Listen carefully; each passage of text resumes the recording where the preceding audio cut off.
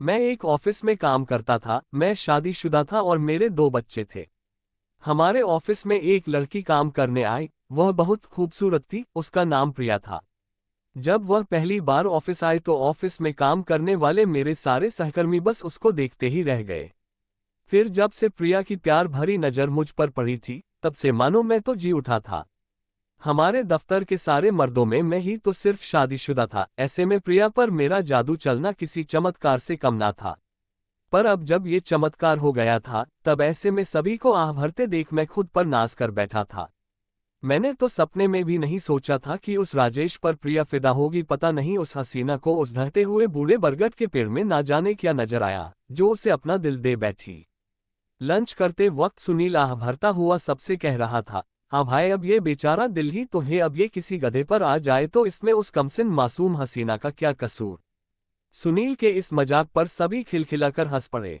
Canteen में घुसते वक्त जब मैंने अपने साथियों की यह बातें सुनी तो मैं मन ही मन इतरा उठा और अपना लंच बॉक्स उठाकर दोबारा अपनी सीट पर आकर बैठ गया। अपने दफ्तर के सारे आशिकों के जलते हुए दिलों से निकलती हुई आह मेरे मन को ऐसा सुकून दे रही थी कि मैं खुशी के चलते फिर कुछ खा ना पाया। तब मैंने चपरासी से चाय मंगाए और चाय पीकर फिर से अपने काम में जुट गया। वैसे तो उस समय मैं लैपटॉप पर काम कर रहा था, पर मेरा ध्यान तो प्रिया के इर्द गिर्द ही घूम रहा था। सलीके का पहनावा, तीखे नैन नक्श, सुलझे हुए बाल और उस पर मदमस्त चाल। सच में प्रिया एक ऐसा कंप्लीट पैकेज है जिसके लिए जितनी भी कीमत चुकाई जाए कम है। अब तो प्रिया के सामने मुझे अपनी पत्नी की शख्सियत बौनी सी लगने लगी थी। वैसे सुनीता में एक पत्नी के सारे गुण थे और मैं उससे प्यार भी करता था, पर प्रिया से मिलने के बाद मुझे लगने लगा था कि कुछ तो ऐसा है प्रिया में जो सुनीता में नहीं है। शायद मुझे प्रिया से इश्क वाला लव हुआ है, जो शायद उस लव से ज्यादा है जो मैं अपनी पत्नी सुनीता से करता था। इसलिए तो प्रिया मेरे मन में बसती जा रही थी। इधर मेरा प्यार परवान चढ़ रहा था तो उधर प्रिया का जादू मेरे सिर चढ़कर बोलने लगा था। महंगे होटल में डिनर, महंगे उपहार पाकर प्रिया मुझ पर फिदा हो गई थी। जब भी मैं उसकी बड़ी बड़ी झील सी आंखों में अपने प्रति उमड़ रहे प्यार को देखता, तब मेरा दिल जोर से धड़कने लगता था।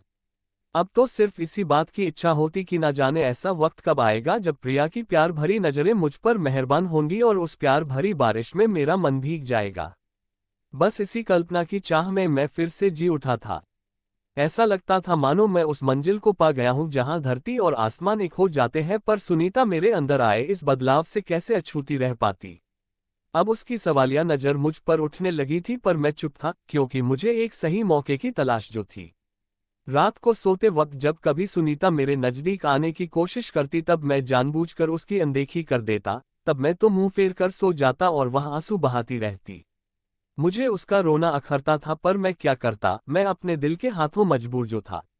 बीतते समय के साथ मेरी प्रिया को पाने की चाह बढ़ने लगी थी, क्योंकि प्रिया की बड़ी बड़ी आंखों में मेरे प्रति प्यार का सागर तेजी से हिलोरे जो लेने लगा था। अब मुझे लगने लगा था कि शायद सही वक्त आ गया है जब मुझे सुनीता से तलाक लेकर प्रिया को अपना बनाना होगा। तभी मेरी इस उमस भरी जिंदगी में खुशियों के फूल खिल पाएंगे। अब अभी मैं सही मौके की तलाश में था कि अचानक मेरी किस्मत मुझ पर कुछ ज्यादा ही मेहरबान हो गई। सुनीता के चाचा के अचानक बीमार होने के चलते वह एक हफ्ते के लिए कानपुर क्या गई। मुझे तो मानो दबा हुआ चिराग मिल गया। सुनो, मैं कानपुर जा रही हूँ, सुनीता अपना सामान पैक करते हुए फोन पर मुझसे कह रही थी। तुम जल्दी से निकलो, मेरी चिंता मत करो वरना तुम्हारी शाम वाली बस छूट जाएगी। मैं खुशी के मारे हड़बड़ा रहा था। हाँ जी, वह तो ठीक है, मैंने मीरा को बोल दिया है कि वह सुबह शाम आपका मनपसंद खाना बना दिया करेगी। सुनीता अभी भी मेरे लिए परेशान थी। सुनीता, मैं तो चाह रहा था कि मैं दफ्तर से जल्दी निकलकर तुम्हें बस स्टैंड पर छोड़ आऊं, पर क्या करूं, इतना ज्यादा काम जो है, मैंने अपनी चालाकी दिखाते हुए कहा। नहीं जी, आप अपना काम करो, मैं चली जाऊंगी। इतना कहकर सुनीता ने फोन रख दिया। सुनीता का इस तरह अचानक चले जाना मुझे एक अनजानी सी खुशी दे गया। मैं बावला सा कभी सोचता कि यहाँ दफ्तर में ही प्रिया को सब कुछ बताकर अपने घर ले जाऊं, और फिर बहुत सोचने के बाद मुझे यही लगा कि मैं अपने घर पहुंचकर फ्रेश होने के बाद ही प्रिया से मिलने जाऊंगा। जब वह अचानक मुझे देखेगी तब मुझ पर चुंबन की बरसात कर देगी और उस प्यार भरी बारिश में भीगकर हम दोनों दो जिस्म एक जान बन जाएंगे। बस फिर क्या था, मैं तुरंत घर पहुंचा और अच्छी तरह तैयार होकर प्रिया के पास पहुंच गया। दरवाजे की घंटी बजाने पर दरवाजा प्रिया ने नहीं बल्कि एक मोटी सी औरत ने खोला। मिस प्रिया, वह ऊपर रहती हैं, उस औरत ने बेरुखी से कहा। फिर मैं ऊपर चढ़ गया। जब मैं प्रिया के कमरे में पहुंचा तब मैंने देखा कि वह किसी गाने पर थिरक रही थी।